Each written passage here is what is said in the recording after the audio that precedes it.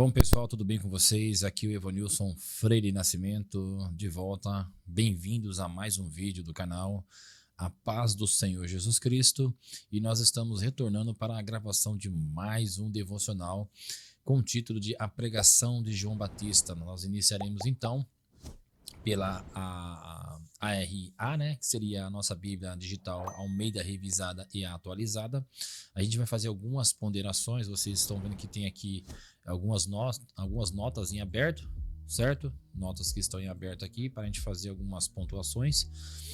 E a gente vai iniciar pelo capítulo 3 do Evangelho de Mateus. Espero que vocês estejam gostando. Deixem aí o seu like, deixem as suas críticas construtivas e a gente vai absorver e vai fazer aquela filtragem para que a gente possa melhorar e melhor atender. É claro que a palavra de Deus, ela não volta vazia. Então você pregou a palavra de Deus, desde que você esteja pregando, impulsionadas pelo Espírito Santo. E eu vou fazer um adendo aqui, aproveitando o meu próprio gancho. Se você está pregando a palavra de Deus, você já está sendo impelido pelo Espírito Santo. Mas nós temos que ter sabedoria e estudarmos a palavra para passarmos com conhecimento. Então, quando você tem um conhecimento, você estuda, você tem, você é muito mais fácil você desenrolar a pregação.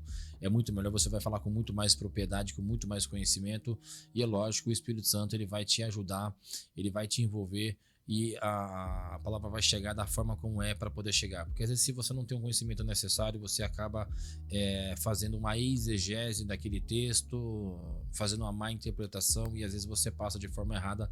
Por isso que é importante nós estudarmos a Bíblia e nós buscarmos, né, o devocional, fazendo a oração, buscando em oração, buscando em jejum e também na comunhão com os santos, certo? Bom, pessoal, é o seguinte,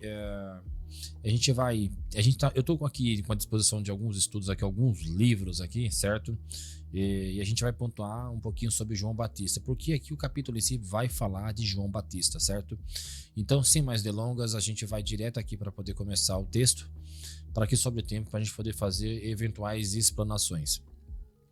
Nós temos aqui referências de Mateus, tá? Em Marcos e Lucas. Se nós clicarmos aqui, como eu já havia dito anteriormente, ela vai abrir algumas referências cruzadas e a gente pode modificar aqui para a versão que a gente quer. Eu vou colocar aqui na nova versão, né? A nova versão de hoje, a NTLH, que é a nova versão traduzida com uma linguagem mais compreensível, mais adequada para nossa linguística, né? Os termos usados hoje, porque a língua ela evolui e é claro que as outras coisas vão se adaptando e vão se readequando. Então vamos lá.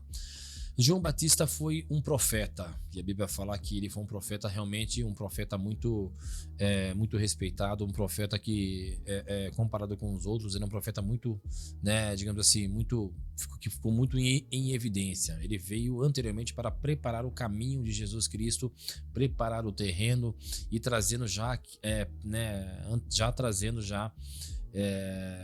a ideia do Evangelho, a ideia do Cristo. Tanto é que foi profetizado pelo profeta Isaías que ele seria aquele que, né, endireitaria as veredas do caminho, né? Ele estava ali como, digamos, um predecessor. Ele estava ali já para poder preparar o caminho de Cristo, já colocar na mente das pessoas, certo, a ideia do Evangelho. E aí Cristo veio para dar continuidade disso, né? Mas ele preparou os corações para receber a palavra, para receberem o Messias. Então vamos lá. Evangelho de Mateus, capítulo 3, versículo 1. Naqueles dias apareceu João Batista pregando no deserto da Judeia e dizia: arrependei-vos, porque já está próximo o reino dos céus. Porque este é o referido por intermédio do profeta Isaías. Porque está próximo o reino dos céus, perdão. Porque este é o referido, né, aquele que foi citado pelo profeta Isaías. E aqui nós abrimos aspas para a citação lá de Isaías, que diz: voz do que clama no deserto, preparai o caminho do Senhor, endireitai as suas veredas. Usava João vestes de pelos de camelo e um cinto de couro. A sua alimentação era gafanhotos e mel silvestre. Nossa, pessoal, imagina a gente se alimentar, né? Às vezes a gente reclama de certos de certas dietas que fazemos ou disso ou aquilo que não queremos. E ele, seguindo a lei, né, ele comia somente isso, gafanhotos e mel. Bom, não sei se era gostoso, se era saboroso, mas ele passou durante muitos anos se alimentando disso no deserto, né? E ali, com certeza, ele estava sendo aperfeiçoado pelo Espírito de Deus. Seguindo então aqui no versículo 5, ele diz: então assim, então saiu a ter com ele, né, Jerusalém. Aqui fala de uma linguagem não tão assim, digamos, adequada para o nosso tempo, mas aqui falam que quem que ia ter com ele? As pessoas ali, os judeus, né, os israelitas que estavam ali. Ele pregava e as pessoas estavam ouvindo, né, se interessavam, queriam saber, porque já tinha a lei de Moisés e nós tínhamos algumas outras seitas, nós tínhamos os saduceus, nós tínhamos os fariseus, né, consideradas certas facções. Por que facções? Porque eram realmente pessoas que eram separadas ali, separadas no sentido que elas mantinham uma certa distância, como se eles fossem hostais, né?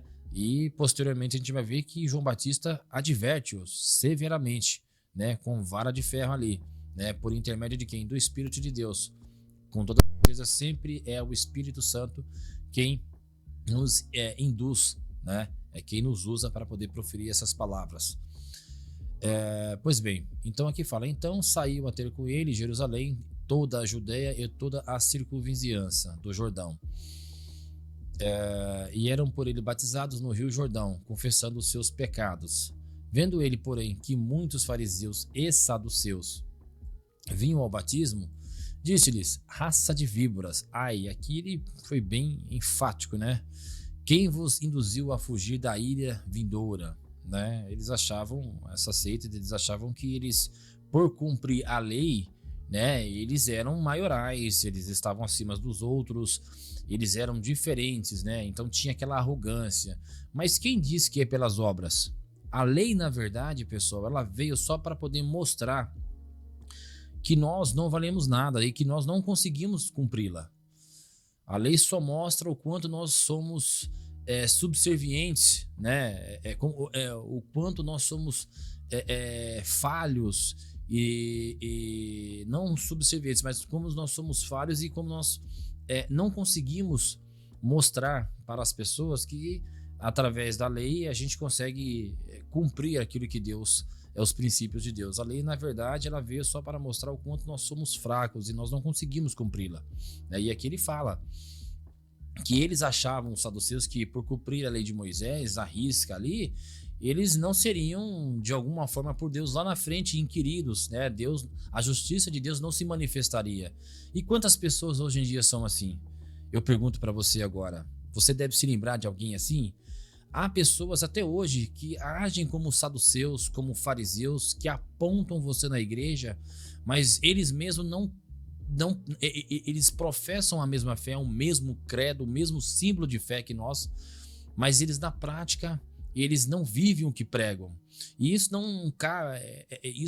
não falo só de pregadores, de pastores, pessoas que estão na autarquia da igreja, mas pessoas que são membros. Muitas pessoas te apontam, quando na verdade nós temos que ajudar as pessoas em amor, né? Amar o nosso próximo como a nós mesmos. E muitas vezes nós encontramos saduceus e fariseus dentro da própria igreja onde nós congregamos, né? E essas pessoas, elas acham que, né?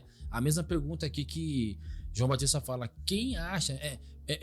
Por que vocês acham que vocês não cairão na malha fina de Deus, digamos assim, né? De um modo bem claro.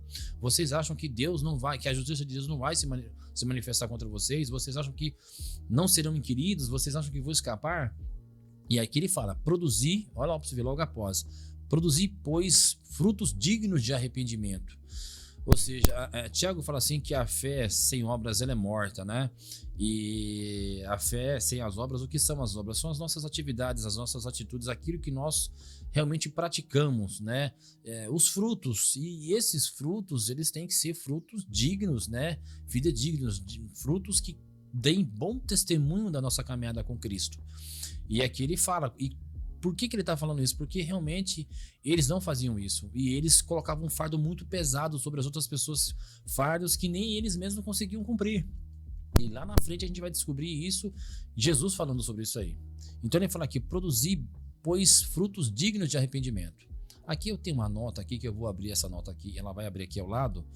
Isso é legal, que você consegue, gente, sempre que você tiver uma ideia, que você estiver fazendo uma explanação, uma exegese, você consegue puxar aqui uma nota, né? Você clica no versículo e você adiciona uma nota. E aqui fala que a conversão produz mudança de postura, mudança de caráter, né? E o que não fazia parte, não era evidente para aqueles fariseus, né? E ainda atrapalhavam aqueles que estavam ali querendo ser batizados, né? É aquela história que Cristo fala: vocês não entram no céu e também não deixam os outros entrarem, né? Então, prosseguindo aqui, depois do versículo 8, né, que ele fala: produzei bons frutos dignos de arrependimento, ele prossegue no capítulo 3 ainda, né, do versículo 9. E não comeceis a dizer entre vós mesmos: temos por pai Abraão, né? Opa, nós somos filhos de Abraão, nós somos filhos da promessa. E aqui fala: porque eu vos afirmo que destas pedras Deus também pode suscitar filhos de Abraão, ou Deus pode produzir filhos, porque é Deus, é a soberania de Deus, é segundo a escolha e a vontade de Deus. Já está posto o machado à raiz das árvores. Toda árvore, pois, que não produz bom fruto é cortada e lançada ao fogo.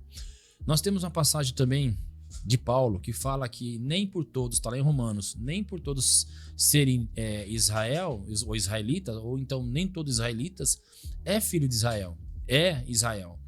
O que Paulo estava querendo dizer? Que nem todo judeu ali será salvo, nem todo judeu é filho da promessa, né? Assim como nós vemos aqui os gentios, nós os gentios, né? Nem todos receberão de bom grado essa palavra e produzirão bons frutos. A mesma coisa acontece com os judeus. E tinha muitos judeus que achavam, por ser judeus, eles seriam salvos, né? Já eram salvos. E deixa bem claro ali na pregação de João Batista que ele foi bem incisivo e bem enfático: se vocês não produzirem bons frutos, vocês não herdarão os céus. Deus, ele vai cortar. Nós, gentios, fomos enxertados. E se nós também não dermos bons frutos, nós sofreremos a ira de Deus, assim como Deus também, né, tem a sua ira e tratará com Israel. Não pense em nós, porque fomos enxertados e porque alguns rejeitaram a Cristo e por causa disso Deus tratará com eles, que Deus também, a ira de Deus não pode se voltar contra nós. Nós temos que produzir bons frutos. Bom, vamos lá para nossa continuidade, aonde fala aqui João dá testemunho de Cristo, para a gente não se prolongar muito. Mateus 3, capítulo 11, a gente prosseguindo, segue aqui a pregação de João Batista. Ele fala: eu vos batizo com água para arrependimento, né? Mas aquele que vem depois de mim é mais poderoso do que eu, cujas sandálias não sou digno de levar. E ele vos batizará com o Espírito Santo e com fogo. A sua pá, ele a tem na mão. Ele limpará completamente a sua eira, recolherá o seu trigo do celeiro, mas queimará a palha em fogo inextinguível. Aqui, dependendo de algumas traduções, né, aparecem fogo, Hades, depende muito da tradução. Tanto é que, se nós olharmos aqui, ó, no versículo 11 da Nova Tradução, ó, deixa eu ver aqui o versículo 11, deixa eu ver aqui, só um minutinho, aqui eu estou em outro capítulo, aqui é uma referência, tá? Não vou mexer aqui, mas enfim, o que acontece? A gente vê que João Batista, ele era muito enfático, né? Ele era muito incisivo, ele é uma pessoa que trabalhava muito na exortação. Deus o utilizava muito na exortação. E aqui, quando fala que eu vos batizará com o Espírito Santo e com fogo, fogo aqui, o que significa fogo? Fogo, ele é uma substância, né? Que o fogo simboliza não somente a queima, né? A purificação. As pessoas antigamente utilizavam-se de fogo para marcar os seus gados, né, através do fogo, da queimadura. Então o fogo aqui, ele representa, eu tenho até uma nota aqui do versículo que fala assim: o que é ser batizado com fogo? Com o Espírito Santo e com fogo. Com o Espírito Santo, será que naquele momento que você é batizado, você já recebe o Espírito Santo? Algumas pessoas até acham que o falar em línguas é a demonstração de que você tem o Espírito Santo. Não. O fato de você estar indo buscar a Deus já demonstra a ação do Espírito Santo sobre a sua vida. E o batismo, ele é só uma confirmação, mas ele é um dom, que se você não buscar, você não vai ter, você precisa buscá-lo. E o fogo significa o quê?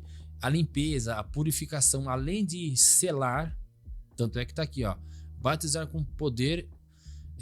O que seria batizar com fogo? Seria batizar com poder. Fogo simboliza limpar os pecados, purificar, marcar ou selar, né, como práticas de pastores de animais que marcavam suas ovelhas e gados para identificar sua propriedade, a sua posse. Então o fogo aqui é nesse sentido, para purificação, porque você vai batizar com água. Então a água faz o quê? Limpa. A água simboliza quando você é imergido ali, né? Você é submergido ali na água. Você tem o que? Quando a água é aspergida, porque às vezes não tem um rio, simboliza que você está deixando a velha criatura e você está vivendo em novidade de vida. Você nasce, é o novo nascimento, e o fogo é a purificação disso, né? E logo em seguida ele fala aqui, ó, limpará a sua eira. O que era a eira naquele tempo, pessoal? Era um lugar onde se você debuiava, digamos assim, não tem debuiar como fala. Eu vou debuiar. O pessoal costuma falar muito assim, né? O povo antigo, eu tô debuiando milho aqui, separando milho. Ali onde separava o trigo. Jesus mesmo fala que o joio foi semeado junto com o trigo. Veio, né, o maligno e semeou o joio junto com o trigo. Não tem como você arrancar, porque se você arranca enquanto eles estão crescendo, você vai arrancar os dois. O que você tem que fazer? Você tem que esperar a hora da colheita para você poder arrancá-lo. Aí você faz a separação, porque aí o fruto, né, a semente, o que foi produzido na hora da colheita, ele já está pronto para a colheita, pronto para ser consumido. Aí você pode separar o joio, né, que é aquela erva daninha. E aqui ele vai fazer o que? Ele limpará a sua eira, a palha. É o lugar aonde se fazia a separação do trigo. Então, na hora que separava o trigo ali, né, o que acontece? Tirava, limpava a eira, deixava só a palha, e aquela palha que restava ia para o fogo. E é assim que vai acontecer quando Jesus Cristo vier buscar a sua igreja, quando vier o arrebatamento. Então será feito o que? De forma geral, né? Deus, ele vai limpar, ele vai te separar o joio do trigo, e cada um receberá aquilo que é de sua recompensa, seja para a vida eterna, seja para a condenação eterna. Vamos lá, continuando agora com o batismo de Jesus, para a gente poder finalizar aqui. Novamente, aqui tem as referências cruzadas. Eu não vou entrar num estudo mais profundo, porque como é um devocional, então fica para sua meditação, e você vai utilizar-se da explanação que a gente passa aqui, para que você possa complementar o seu raciocínio, porque senão já viu, aí se eu demorar mais tempo e trazer essas outras referências cruzadas que você poderá fazer aí na própria interface, se utilizando do programa Logos, se eu fizer diferente, a gente vai acabar virando aqui um curso, né? Pelo menos não por enquanto. Então, para finalizar, lá no versículo 3 do capítulo 3, o título é Batismo de Jesus. Então, logo depois daquele evento que, né, passou com o João Batista a respeito de batizar e de falar o que iria acontecer, aí vem o batismo de Jesus. Então ele fala assim: por este tempo, então logo depois, dirigiu-se Jesus da Galileia para o Jordão, a fim de que João o batizasse. Ele, porém, dissuadia, dizendo: eu que preciso, né, eu que careço, em algumas traduções está eu careço, preciso ser batizado por ti, e tu vens a mim? Aí Jesus pega e responde, mas Jesus respondeu: deixa assim por enquanto, porque convém cumprir toda a justiça, cumprir as promessas, aquilo que estava já predeterminado, cumprir o rito, né, os princípios que Deus estabeleceu. Então ele assim o admitiu, consentiu, porque era, né? E por que João Batista também disse isso? Algumas pessoas têm outras teorias, porque eles eram primos, eles se conheciam, como é que é? Mas se você for buscar lá atrás, João Batista até então não sabia que ele era o Messias em si, porque Deus fala: aquele sobre o qual descerá o meu espírito, este sim será o Messias, o que, né, levará o meu povo, o que irá limpar o meu povo, o que irá o meu povo à vitória, o que vai redimir o meu povo. Então admitiu, né? Aí fala: batizado Jesus, saiu logo da água, eis que ele veio, né? Eis que abriram os céus, e o Espírito Santo desceu como uma pomba, né? No formato de uma pomba. Aqui tem uma simbologia aqui, vindo sobre ele. Eis uma voz do céu que dizia: este é meu filho amado, em quem me comprazo. Bom, a gente já chegou até aqui, pessoal, até o final. Depois agora começa a tentação de Jesus já no capítulo 4, onde a gente vai começar de fato a conhecer os primeiros caminhos do Evangelho de Cristo, o seu projeto evangelístico, né? Quando ele começa as suas pregações, quando ele começa a sua vida, o seu ministério ali. Mas a gente, para poder finalizar aqui, para a gente não se prolongar muito, nós já estamos com 20 minutos aqui de gravação, e é difícil a gente tentar fazer alguma explanação e a gente não estourar o tempo ou não demorar um pouquinho mais. Mas o importante é que você assista, eu peço que você compreenda, que você ore, que você busque, né? E você faça suas ponderações para que todos nós, porque todos nós temos a ganhar com isso. Então, para finalizar aqui no batismo de Jesus, a gente vê aqui que João Batista ele estava se recusando, né, tendo uma certa resistência, né, porque Jesus Jesus teve, sempre teve, e Jesus era conhecido por ser filho do carpinteiro, e a Bíblia fala que aos 12 anos ele já debatia com os mestres da época. Mestre naquela época quer dizer professores, pessoas, anciãos que tinham conhecimentos e que eram separados pelos principais da sinagoga, né, os líderes da sinagoga, eram separados para fazerem esse tipo de estudo, para auxiliar o povo. Então tinha esses professores, os anciãos, os mestres, e Jesus ele já discutia, né, tinha um embate, tamanho era o conhecimento. Então Jesus já representava, já demonstrava o seu ministério com aquela idade. Então Jesus ali era conhecido como uma referência, uma pessoa com um caráter ilibado. Só que a Bíblia não conta isso, né? As minúcias, os pormenores. Até porque se a Bíblia fosse relatar os pormenores de todos ali, é o que Jesus fala, não haveria livros no mundo que coubessem, né? Que suportasse, que conseguisse agrupar, né? Aglutinar todas essas experiências. Então, tanto João Batista como ele tinham essa reputação, mas João Batista se sentia carente, ele entendeu, ele viu que ele carecia ser batizado por Jesus Cristo, tamanha era a referência notória de Jesus Cristo naquela época, certo? Mas aí ele cumpriu porque tinha que se cumprir esse rito, né? Mas ali foi só um relato de Mateus em relação a esse batismo, e dali em diante, né, começa o ministério, ali é marcado, né, o início do ministério de Cristo, porque depois dali em diante já vem a tentação de Cristo, e a gente vai entrar nesse detalhe, né, nesses detalhes aí, fazendo as devidas ponderações, né, no capítulo 4, que é a tentação de Jesus, certo? Pessoal, muito obrigado aí, muito obrigado mesmo. Eu ia até passar algumas outras referências que eu tenho em mãos aqui, né, com outros livros, falando sobre a vida de João Batista, mas se eu for entrar nesses pormenores, a gente vai estourar um vídeo aí, vai ficar um vídeo muito grande. Esse é um devocional que eu quero pelo menos, no máximo, entre 15 e 25 minutos, não mais do que isso, para que a gente consiga fazer um bom devocional. E nos dias em que eu estiver trabalhando, eu intercalarei com pequenos vídeos, né, os shorts, para que a gente deixe um devocional e aí vocês façam essa explanação, esse estudo na sua casa. Gente, muito obrigado mesmo. Quero agradecer grandemente pelos novos inscritos. Compartilhe, dê o seu like, nos ajude a movimentar esse canal para que ele cresça cada vez mais, me motive também e eu também consiga trazer mais conteúdos aqui para vocês. Eu fiz recentemente uma compra aí na Família Cristã, no site Família Cristã, de alguns livros. Quero fazer um vídeo à parte sobre isso aí, tá? Sobre a patrística e depois falar sobre isso porque é muito importante, certo? Gente, fica com Deus, que o amor de Deus, que as consolações do Espírito Santo e a paz do Senhor Jesus Cristo estejam com vocês desde agora e para todo sempre, e até o próximo vídeo, se Deus assim permitir. Um abraço, tchau, tchau.